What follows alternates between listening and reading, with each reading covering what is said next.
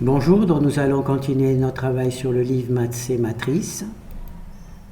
Alors on va aller dans les... c'est un Wikibook, hein. On va aller dans les propriétés et applications. On va aller dans produits scalaires. Et ce que nous allons avoir, ce sont les bases orthonormales. Alors, c'est ici les bases orthonormales. Alors on va voir le premier exemple.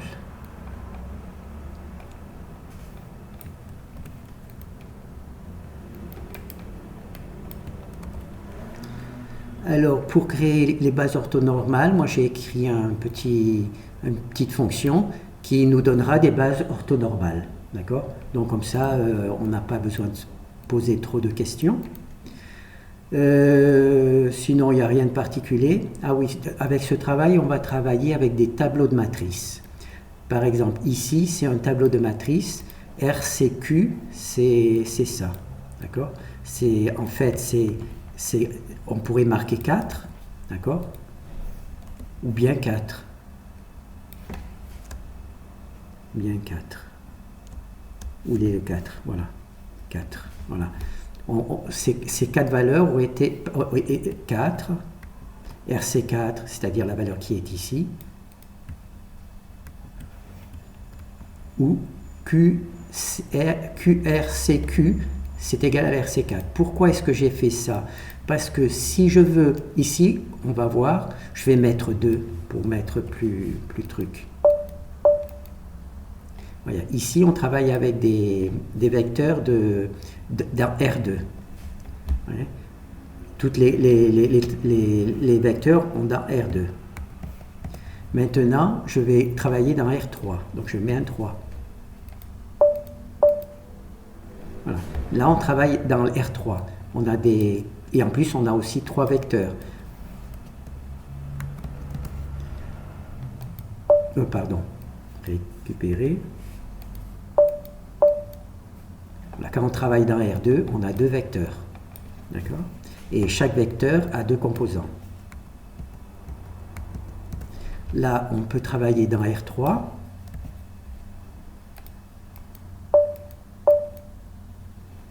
On a 3 vecteurs, puisqu'on travaille dans R3, et chaque vecteur a 3 composants.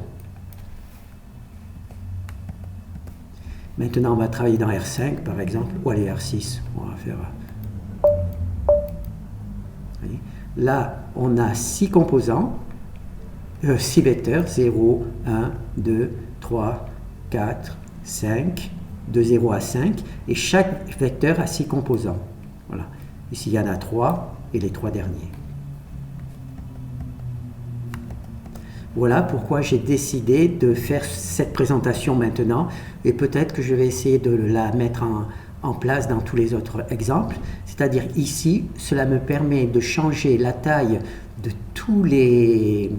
Grâce à cette petite define, je peux changer la taille de tous les exemples, c'est-à-dire je choisis soit de travailler en R6, bon je vais remettre en 3 parce que ça sera mieux visible, plus facile à travailler. Donc vous voyez, en sélectionnant ce travail, je me permets de choisir la taille sur laquelle on va travailler très facilement sans rien avoir à modifier dans le code. D'accord? Alors là, donc maintenant on va voir l'exemple. Alors on va travailler sur... Donc on ne sait pas sur quoi on va travailler. Les bases orthonormales. Donc je vais vous présenter quelques bases orthonormales dans ce travail. Donc on va lancer pour savoir à quoi ça ressemble. Alors là, on a une base orthonormale. Alors, cette base orthonormale est créée grâce à cette fonction. Donc, cette fonction, on l'étudiera au moment où on travaillera sur la QR décomposition. D'accord? Donc, on sait juste actuellement, R, c'est round pour matrice aléatoire, Q, parce qu'en règle générale, les matrices orthogonales, on les appelle Q. Je ne sais pas s'il y a une raison particulière. Et UV, c'est parce qu'on utilise le produit scalaire UV. D'accord? C'est pour ça. Et donc là, c'est M pour matrice et R réel. D'accord? Donc là, c'est notre fonction qu'on ne connaît pas encore et qu'on apprendra à connaître plus tard. elle fabrique simplement des matrices orthogonales. Voilà, donc là, on a en fait, on a 3 vecteurs orthogonaux. Alors là, on a fabriqué une matrice orthogonale qui s'appelle Q. Ici, j'ai créé un tableau de matrices. Ce n'est pas une matrice. Là, je ne peux pas afficher ça directement. Je pourrais afficher, comment dire, oui, je l'ai déjà fait, donc on peut afficher, mais pas avec la fonction qu'on a l'habitude d'utiliser. Il faudra écrire une fonction pour afficher ces tableaux de matrices. Les tableaux de matrices, c'est ça.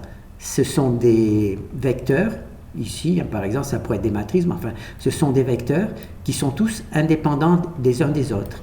Ils sont formés à partir de la matrice Q, c'est ici, hein? Voilà, c'est ici. Alors ici, on fabrique c'est ici qu'on fabrique ces 3 vecteurs. Alors, la première chose, on crée un tableau de matrice. Donc là, on ne peut rien faire, c'est vraiment un tableau. Hein? Ce n'est pas une matrice, c'est un tableau de matrice. Il peut y avoir, et ici, il y a déclaré 3 RC3, donc ici, il y a déclaré, souvent, on pourrait écrire comme ça, un tableau de 3 matrices. Le problème, c'est que si j'en veux 4, je serai obligé de mettre 4 ensuite. Alors qu'en faisant la méthode que je vous présente, si je fais 4, je mets 4 ici, et il y aura un changement partout. D'accord? Donc là, je vais remettre 3. Donc là, j'ai créé mon tableau de matrices. Maintenant, il faut que je crée mes matrices. Et c'est ici, c'est cette boucle-là qui va créer les matrices.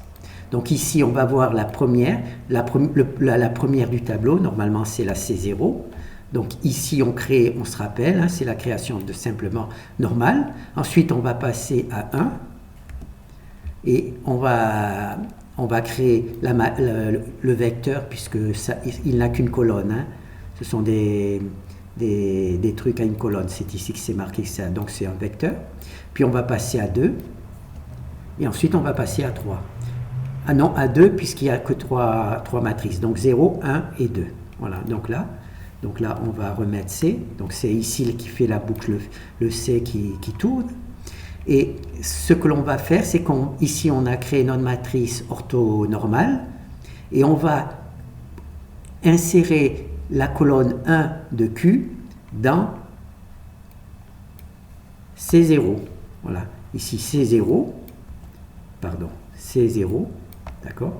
Et ici, on commence par C1.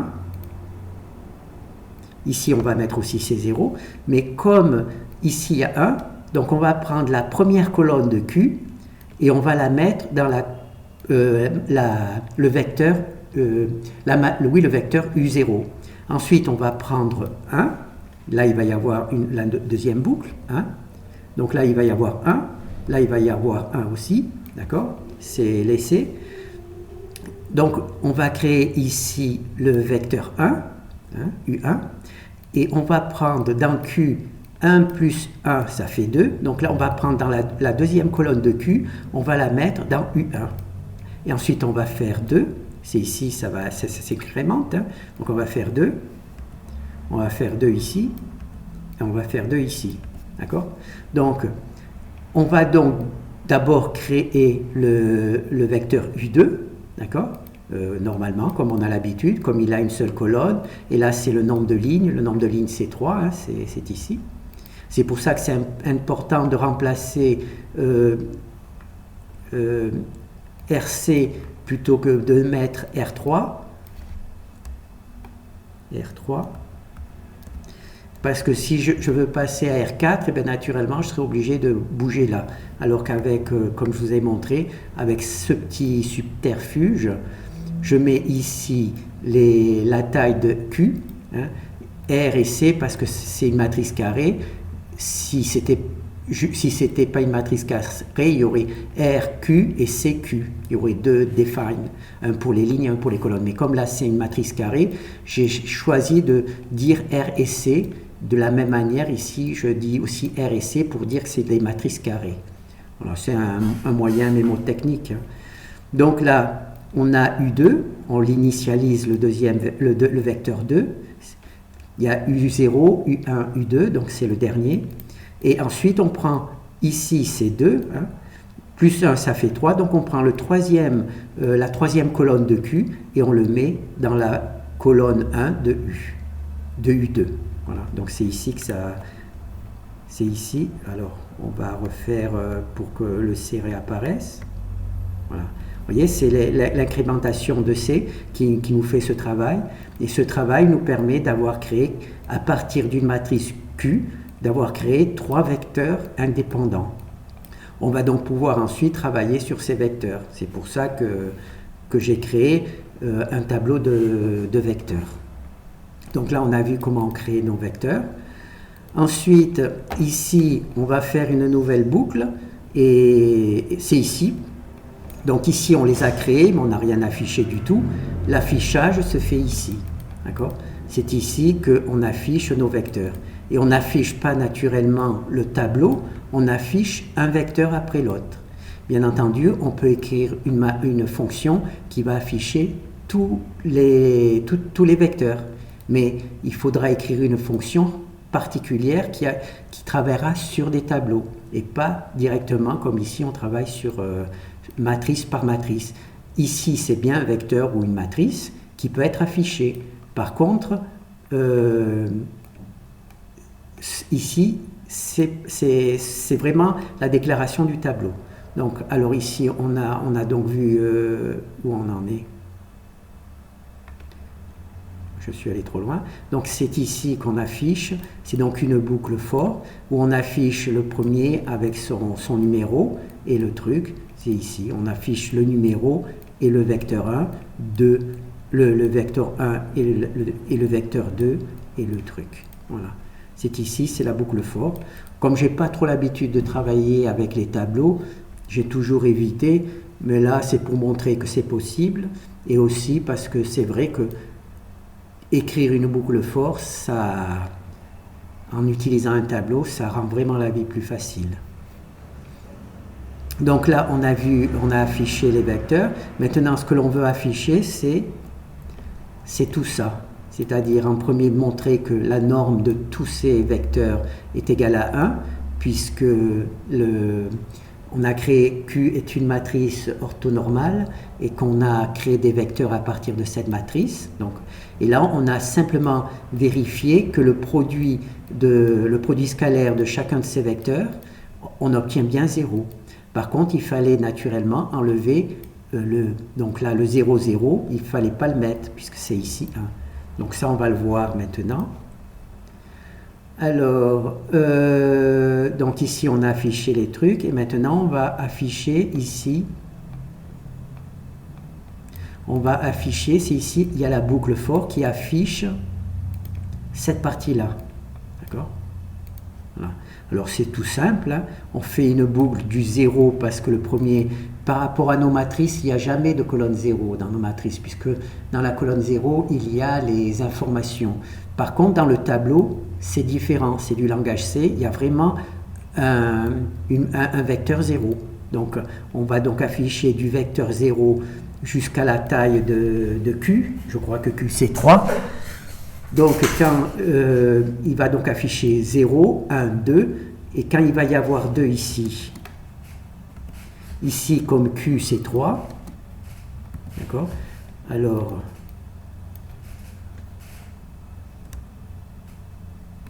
non, c'est dans l'autre sens. Là, donc là, quand c'est Q c'est 3, donc là, il va afficher le deuxième, puisque 2 est bien inférieur à 3, mais quand il va y avoir 3, parce que là, ça va être incrémenté, 3 est inférieur à 3, non, donc on affiche que 0, 1 et 2. Et quand on arrive à 3, ça s'arrête, puisque donc c'est pour ça que l'on affiche juste 0, 1, 2, et que le 3 n'est jamais affiché. Donc ça c'est bon. Et là c'est tout simplement, ici c'est cette valeur-là, c'est tout simplement le C qui incrémente de 0 à 2, hein, c'est ici qui a marqué, ce que je viens de vous expliquer, et là ça affiche de 0 à 2, d'accord, et c'est ici qu'on affiche de 0 à 2, voilà, on a de 0 à 2, et pas en même temps, ici on calcule la norme, Alors ici c'est le vecteur de départ, c'est le vecteur 0, puis ensuite c'est le vecteur 1, et ensuite c'est le vecteur 2. D'accord? C'est ici avec les trucs. Et c'est avec cette boucle-là qu'on passe tout ça.